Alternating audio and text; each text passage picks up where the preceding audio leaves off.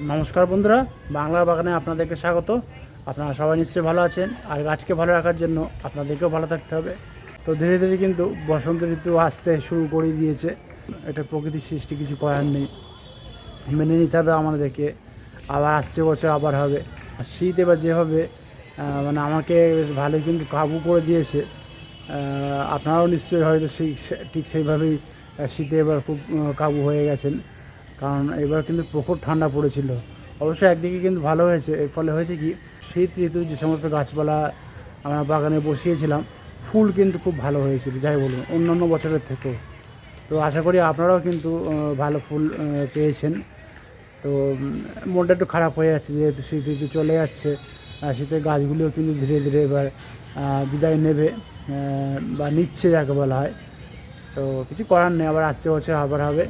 Title আর thumbnail দেখে আপনারা নিশ্চয়ই বুঝতে পেরেছেন যে আমি আজ আপনাদের সঙ্গে কী বিষয় নিয়ে আলোচনা করতে চলেছি। তো তাহলে চলুন সে আলোচনার বিষয়ের দিকে তাহলে যাওয়া যাক।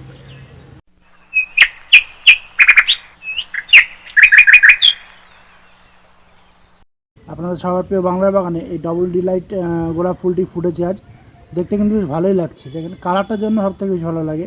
সাইজটাও কিন্তু বড় এসছে, যেহেতু এখনও অল্প একটু ঠান্ডা বজায় রয়েছে বলে গোলাপ ফুল মোটামুটি ভালোই পাচ্ছি।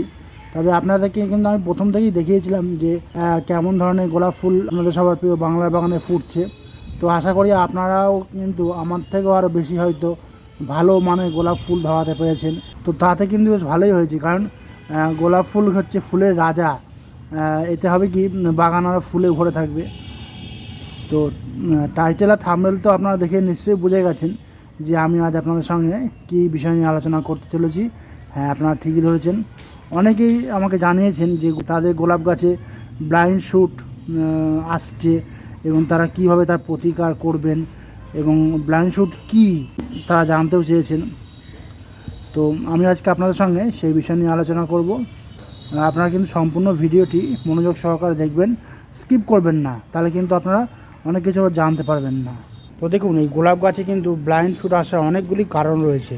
সেই কারণগুলি আপনাদেরকে আগে প্রথমে আমি জানাবো, কারণ এই কারণগুলি যদি আপনারা না জানেন তাহলে কিন্তু আপনারা আপনাদের গোলাপ গাছকে খুব সহজে রক্ষা করতে পারবেন না, এবং মাঝে মাঝে দেখবেন আপনাদের গোলাপ গাছে ব্লাইন্ড শুট চলে আসবে। তো প্রথম কারণ হিসেবে আমি বলবো, মিডিয়া যদি সবসময় ভিজে থাকে বা শুকিয়ে যদি একদম সাদা হয়ে যায়, তাহলে কিন্তু উপরের যে ফিডার রুটগুলি থাকে গোলাপ গাছের আর কি, সেই উপরের ফিডার রুটগুলি কিন্তু ড্যামেজ হয়ে যায়। কারণ সবসময় যদি ভিজে থাকে রুটগুলি, তাহলে রুটগুলি তো পচে যাবে না, যে ফিডার রুটগুলি থাকবে সেগুলো তো একদম সরু সরু সাদা সাদা হয়। তো সেটা বলছি, সবসময় যেন ভিজে না থাকে এবং শুকিয়েও যেন সাদা না হয়ে যায়। আপনারা সেই জন্য করবেন কি, মাটিটার মধ্যে একটা ময়েস্ট ভাব বজায় রাখবেন। ময়েস্ট বলতে জ্যাব জ্যাব ভিজে নয়, সামান্য একটু শুকনো শুকনো এবং একটু ভিজে ভিজে ভাব থাকবে। তাহলে দেখবেন গাছের যে ফিডার রুটগুলি আছে, সেই ফিডার রুটগুলি রক্ষা পাবে খুব সহজে, এবং দেখবেন তাহলে কিন্তু আপনাদের গাছে কিন্তু খুব সহজে ব্লাইন্ড শুট হবে না। দ্বিতীয় কারণটি হলো, টব পরিবর্তনের সময় শিকড় কাটা ছাঁটাই করার পরে তখন যদি আবার আপনারা গাছগুলিকে যদি প্রুনিং করে দেন, মানে ভাবছেন যে শিকড়গুলি কাটাছাড়াই করেছি, উপরের দিকে একটু প্রুনিং করে দিই, তাহলে আবার নতুন নতুন ব্রাঞ্চ বেরোবে খুব সহজেই এবং ভালো মানের ফুলও পাবো, তাহলেই কিন্তু আবার পুনরায় ব্লাইন্ড শুট আসবে, এবং এতে কিন্তু মানে ক্ষতি হবে আপনাদেরই। কারণ অনেকেই এই কাজটা কিন্তু করেন এখনও, দেখি আমি যারা বাগানি রয়েছেন। সেটা বলছি, যখন রিপোর্টিং করবেন তখন শিকড়গুলি কাটাছাড়াই করবেন ঠিকই, কিন্তু প্রুনিং করবেন না। কারণ শিকড় কাটাছাড়াই করা এবং প্রুনিং যদি একসঙ্গে করেন, তাহলে দেখবেন গাছে একটা মানে আঘাত পাবে, এবং এতে গাছে একটা ক্ষতি হয়ে যাবে, মানে গাছ আঘাত পাবে, সেজন্য গাছের ক্ষতি হয়ে যাবে। সেই নয়, দুটো কাজ কিন্তু কখনোই আপনারা একসঙ্গে করবেন না।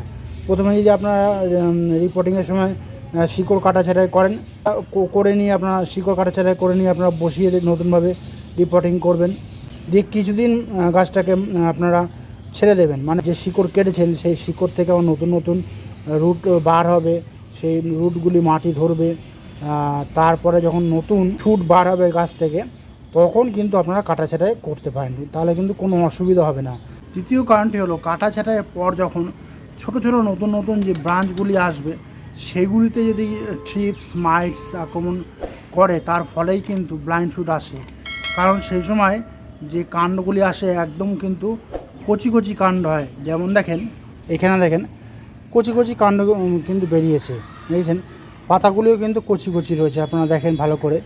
এই দেখেন তারপরে কিন্তু একদম মাথায় দেখেন এখানে কিন্তু কুঁড়ি রয়েছে। এই পাতাগুলিতে যদি থ্রিপস মাইটস আক্রমণ করে পাতা সহ কুঁড়িগুলিকে কিন্তু সেই থ্রিপস মাইট খেয়ে নেবে, যার ফলেই কিন্তু ব্লাইন্ড শুট তৈরি হয়।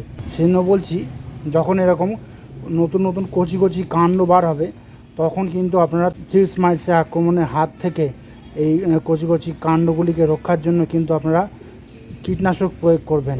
আপনারা প্রথমে করবেন কি, যখন দেখবেন এরকম কচি কচি কাণ্ড বেরোচ্ছে তখনই কিন্তু আপনারা প্রথমে কনফিডার প্রয়োগ করবেন।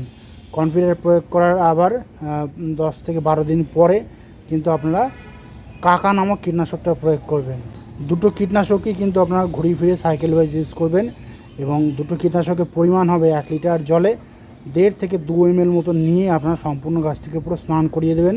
গোলাপ গাছে ব্লাইন্ড শুট আসার 4 নম্বর কারণটি হলো, আমি যেরকম আপনাদেরকে বললাম যে নতুন নতুন কাণ্ড বার হবে সেগুলিকে কিন্তু আপনাদেরকে রক্ষা করতে হবে থ্রিপস মাইটস ইত্যাদি রোগ পোকামাকড়ের আক্রমণের হাত থেকে। তো আপনারা যখন সেই কীটনাশক যখন প্রয়োগ করবেন তখন কিন্তু সেই কীটনাশকের মাত্রা যদি অধিক হয়ে যায় তাহলে কিন্তু ব্লাইন্ড শুট আসতে পারে।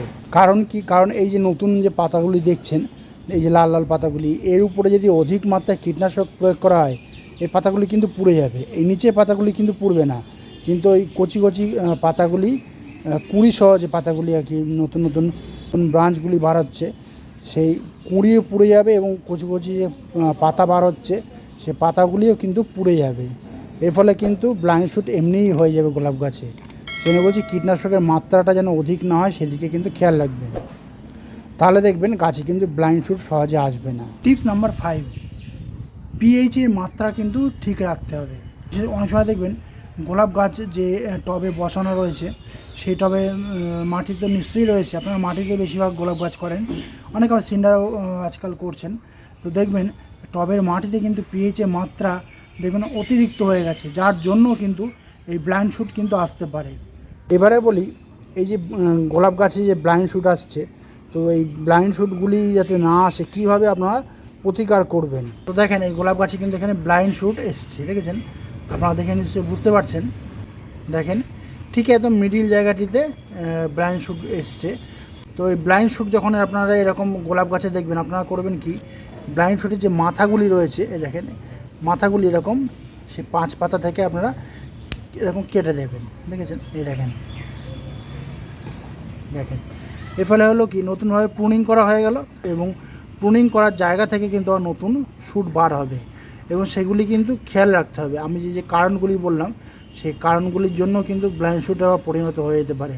সেই জন্য সেই কারণগুলিকে আপনারা মাথায় রাখবেন এবং খেয়াল রাখতে হবে যাতে ব্লাইন্ড শুট বের না হয় কাটা অংশ থেকে। টিপস নাম্বার 2, জল যখন আপনারা দেবেন আপনাদের এই গোলাপ গাছগুলিতে জলের পরিমাণটা কিন্তু বুঝে দেবেন, তাহলে কিন্তু এরকম ব্লাইন্ড শুট কখনো আসবে না। কারণ জল বেশি হয়ে গেলে কিন্তু এরকম ব্লাইন্ড শুট আসতে পারে, সেই জন্য আপনারা জলের পরিমাণটা মনে করে অবশ্যই কিন্তু বুঝে শুনে দেবেন। 3 নম্বর প্রতিকারটা হলো, যখন আপনারা এই গাছে কোনো কীটনাশক আপনারা প্রয়োগ করবেন তখন কিন্তু সেই কীটনাশকের পরিমাণ বুঝে কিন্তু আপনারা এই গাছে প্রয়োগ করবেন। কারণ অনেক সময় হয় কি আপনারা পরিমাণটা বেশি পরিমাণে দিয়ে ফেলেন, যে একটু বেশি করে দিই তাহলে গাছে কোনো রকমের কীটপতঙ্গের আক্রমণটা হবে না, কিন্তু না, এই ভুল কাজ করলে হবে না। এর ফলে হবে কি গাছে পাতা কিন্তু জ্বলে যেতে পারে। গাছের যে কচি কচি কাণ্ডগুলি এসছে আর কি দেখেন, দেখছেন এই কচি কচি কাণ্ড পাতাগুলি তো পূর্বে আগে, সেই জন্য যখন কীটনাশক প্রয়োগ করবেন তখন কিন্তু পরিমাণটা বুঝে তারপরে কিন্তু প্রয়োগ করবেন, তাহলে দেখবেন গাছে কিন্তু কোনো রকমের ব্লাইন্ড শুট আসবে না খুব সহজে। টিপস নাম্বার 5, আপনারা মাঝে মধ্যেই কিন্তু যে টবের মাটিতে এই গোলাপ গাছ বসানো রয়েছে বা মাটিতে অনেক সময় গোলাপ গাছ অনেকে বসান, সেই মাটির পিএইচ লেভেলের মাত্রাটা কিন্তু আপনারা মানে একটু চেক করবেন। পিএইচ মাপার যন্ত্র আজকাল বেরিয়ে গেছে, যন্ত্র দিয়ে আপনারা পিএইচের লেভেলটা চেক করবেন এবং যদি দেখেন অতিরিক্ত হয়ে গেছে পিএইচের মাত্রাটা, আপনারা করবেন কি সেই পিএইচের মাত্রাটাকে আপনারা লেভেলে আনার চেষ্টা করবেন। আর যারা জানেন না তারা করবেন কি, আপনারা মাঝে মধ্যেই কিন্তু মিনিমাম মাসে একবার এই কাজটা করবেন। আপনারা মাসে অন্তত একবার পান খাওয়ার যে চুন, সেই চুন 1 লিটার জলে মিনিমাম কি বলবো আইসক্রিমের চামচে 3 থেকে 4 চামচ মতো গুলে নিয়ে আপনারা একটি টবের মাটিতে আর কি দিয়ে দেবেন। আর যারা চুন ইউজ করতে চাইছেন না তারা খড়ি মাটি কিন্তু ওরকম 1 লিটার জলে ওই একই পরিমাণে গুলে নিয়ে ভালোভাবে মিশিয়ে নেবেন আর কি। মিশিয়ে নিয়ে আপনারা টবের মাটিতে বা গাছের গোড়ায় কিন্তু আপনারা প্রয়োগ করতে পারবেন। তাহলে দেখবেন গোলাপ গাছে আর ব্লাইন্ড শুট কখনোই আসবে না।